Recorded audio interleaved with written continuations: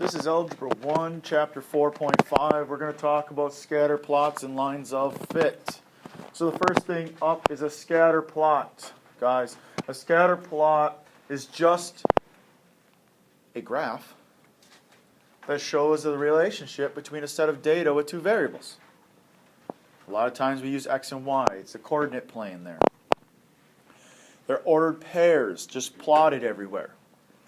And so, this is what we're going to do. We are eventually going to be given data, whether it's scientific data, data that's been collected for about a population. Maybe it's your test scores, right?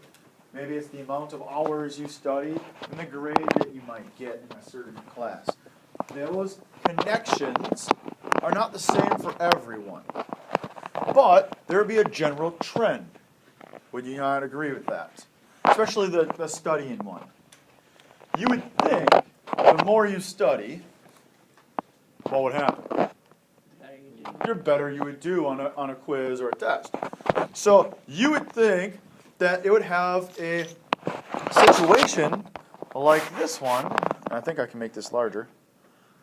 No, I can't. I can make it a little bit larger, but I'll lose words. Is a positive correlation. So we have three different types of correlation. We have positive correlation, negative correlation, and then there's no correlation. We would say that studying and quiz scores would be a positive correlation. It means the more I study, so if I have the x-axis be my study time, the more I study, the more likely I will get a better grade. If I study less, then I have a smaller grade. And notice that if this was that situation, you can see that, hey, the person who didn't study really much at all, some people scored really low, but yet some people scored okay, kind of in the middle, right? I don't know, like a D and a C. But then you got people who study a whole bunch. Look at this guy. This guy studied a whole bunch. He studied like 3 hours maybe. But yet he only got a B, right? But then the guy here only studied for like 2 hours, got an A. He's back there. It's because everybody's different. Everything's, not always the same. And so we need to kind of take that in consideration. But you can see that there's a general trend. As one gets larger, the other one will get larger. That's a positive correlation. It even says that on the bottom. As x increases, y increases. A little hard to see on the screen. We also have negative correlation. So as x gets larger, y will get smaller. Can anybody give a situation that the more something happens, the less you have? The more you spend money. Okay. The more I buy, right? That's a good idea. The more I buy, so this is the amount of things I buy, and this will be my money. We all know that things come in different prices. So if I go to the store and I buy ramen noodle packets, I can buy like 1,000 of them and I'll still have a decent amount of money, right? Well, then it starts adding up. But I can buy a whole bunch of those and I'm fine. Instead, if I wanted to go buy PS4 games or Xbox games, the more I buy of those, the quicker my money will drop, right? Wait, what are you comparing that to? Negative correlation. Yeah, I understand. What are you comparing the Say games? ramen noodles. Oh. So I could buy, so different people buy different things at different times, different prices. So, the more things I buy doesn't necessarily always going to be the exact same drop, okay? And then you got the other one, which is the no correlation. It means that there doesn't seem to be any correlation. Like the amount of time you watch TV and the population of the Eastern Westback trumpeter. How does that matter? I don't even know what that is. But there's no correlation between the amount of TV and that, right? So you can see there's no correlation because there's nothing that seems to be that as x gets bigger, y gets bigger, or x gets bigger, y gets smaller. There's nothing there. There just seems to be a really big blob of data. just in the middle of nowhere. That'd be no correlation. Before I turn the page, though, they have those little blurbs, bubbles here, right? That says, wait, what does that say? Positive. Positive slope. Now think of this. They actually have a red line in there. Those lines are actually called a line of fit, or a line of best fit. But if you think about it, even if the line wasn't there, could you kind of see that your data is following a positive line? Yeah. Or a positive way? So that's a positive sloping data. It's got a positive slope. Negative slope, or negative data, correlation, kind of follows a negative line, which would have a negative slope. And correlation just doesn't have a slope at all, right? It just doesn't exist. So the next thing I want you guys to do is take that knowledge of positive, negative, no correlation, and I want you to put it towards kind of real life things. I want you to determine whether the graph shows a positive, negative, or no correlation, first of all. And then if there is a positive or negative correlation, can you describe the meaning? Can you describe what that situation is? Last time, we made up situations that followed it. Now you have a graph given to you. Now you have to tell me what it is. So the first one is a math scatter. You have your math final and you have your SAT math score. So we took a whole bunch of people and we had them take the SAT and we gave them the math final at the end of the year and we compared their two scores. Any correlation? Oh, no. I don't see a correlation in this either. Yes?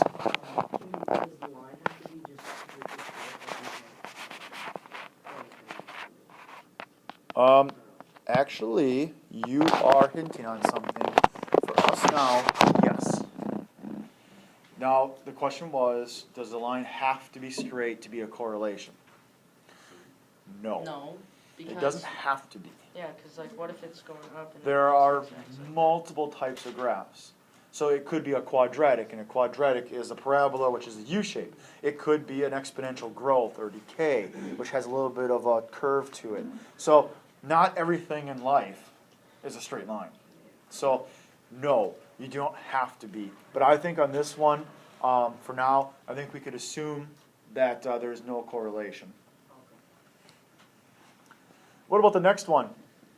I think everybody should be able to say, hey, that's a negative correlation.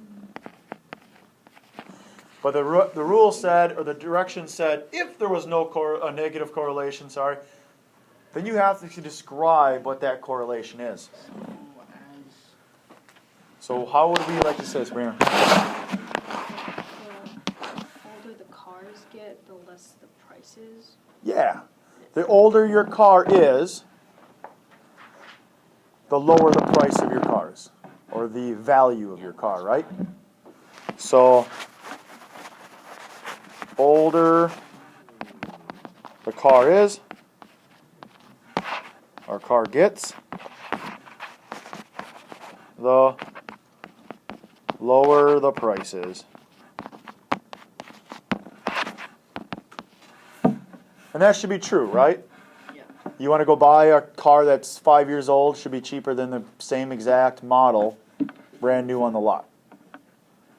Something you learn really quickly is when you buy a brand new car, as soon as you drive it off the lot, they won't pay you back the same amount when you drive it back and say, hey, you want to buy this back for me? They won't give you the money back. Your car drops a whole bunch of money right away, as soon as you're off the lot.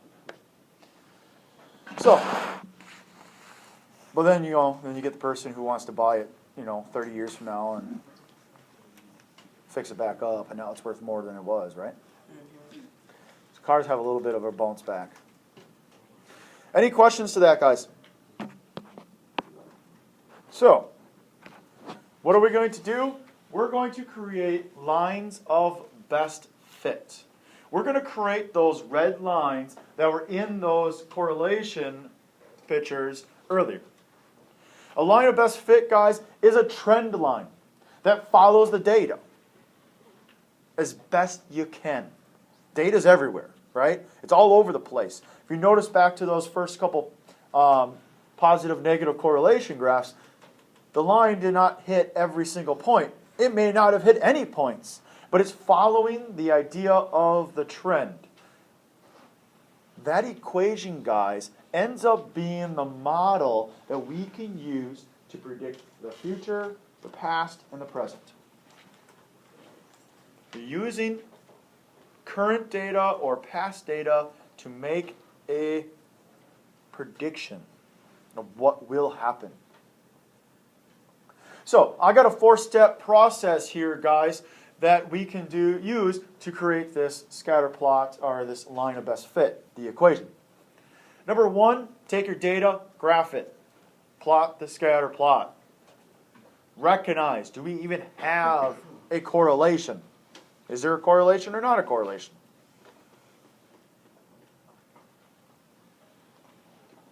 Two, this is the important one. This one gets kids mixed up all the time. You need to draw a line that seems to pass close to as many points of data as possible in the trend of the graph. So if it doesn't touch as many lines as it possibly can, is it still considered the line of best fit? Okay, good question. If it doesn't touch the data, is it still a line of best fit? Yes. Guys, your line does not have to hit any of your data points. Okay, I'm going to quickly draw just a general scatter plot here. It's going to be a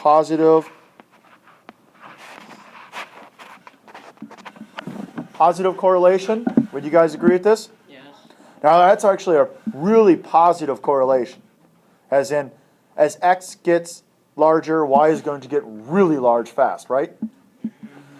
So, what I need to do, guys, and it says in the parentheses, it splits the data in half. What I mean by that is not this. There you go. There's my line of best fit. It splits my data in half, right? Half are above, half below. Got it. But unfortunately, is that line following the data? No. No. It has to So- be positive. So you're going to, and that's not even a positive slope. That's a negative slope line.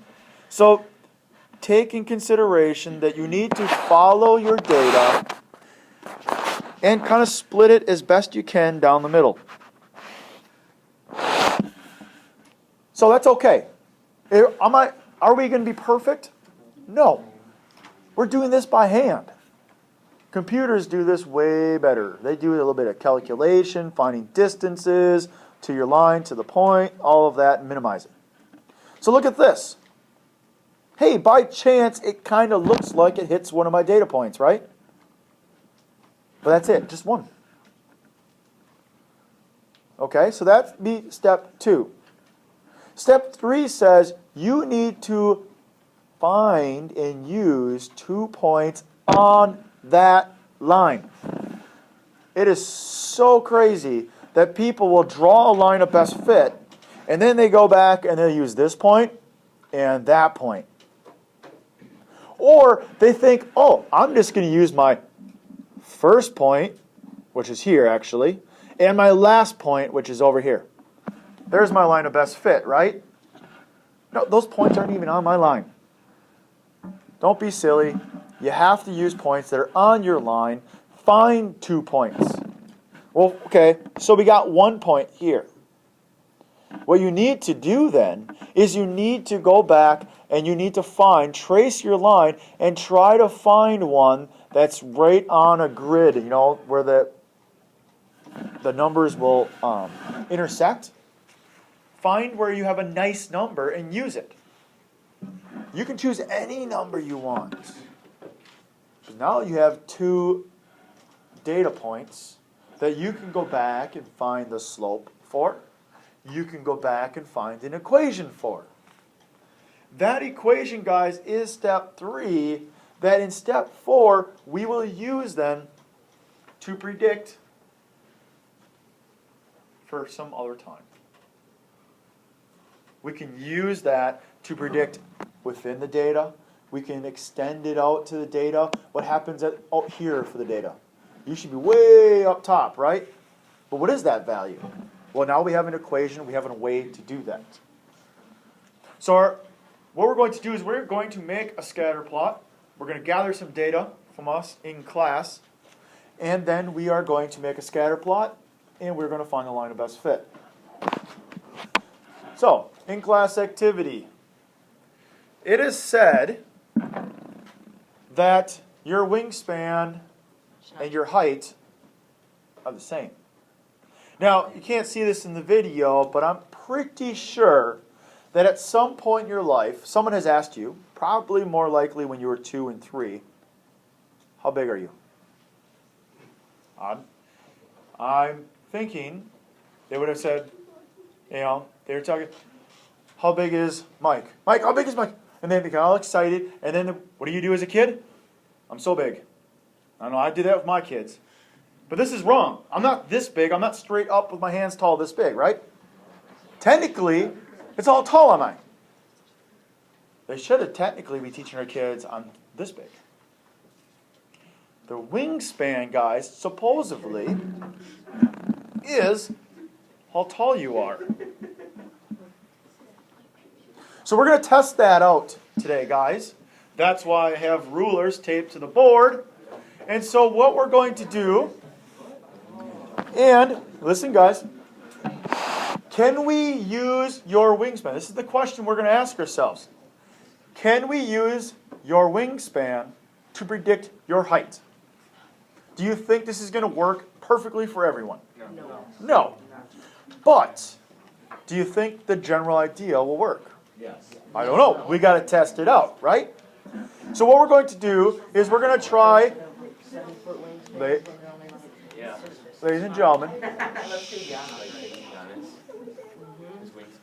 guys, what we're going to do is we are going to have several people go to the board, we'll measure them, and then we'll take their data points. And what we're going to do is we're going to use Desmos. I'll switch to Desmos, so it won't be on the video. And we'll have Desmos graph them for us. But we will create our own line, and we will come back to the video for that. Okay? So, here we go. So we have our data now. I have it plotted on Desmos. What I'll do is I'll insert the picture of this into here so that we can see it on the video. And now we're going to create our line of best fit. So as you can see from what we did in class, we chose 2 points that were on our line, but they were not necessarily data points. We found them as 59, 61.5 and 71, 70.5. And what we did was just found the line equation through there, and we left it in, right now, point slope form, which we could then solve for slope intercept form and then use it to predict. We ran out of time. So you would use this to predict. What would someone who has a height of 80 inches, or a wingspan of 80 inches, what would their height probably be? Or what if they were 40 inches tall? Maybe we're talking about a younger kid. So your homework is page 250, 4 through 10. Have a great day.